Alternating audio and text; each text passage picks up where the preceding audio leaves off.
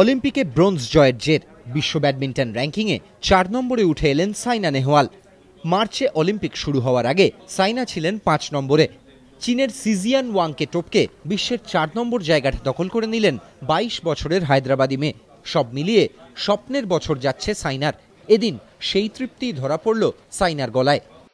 Of course, relax for some time.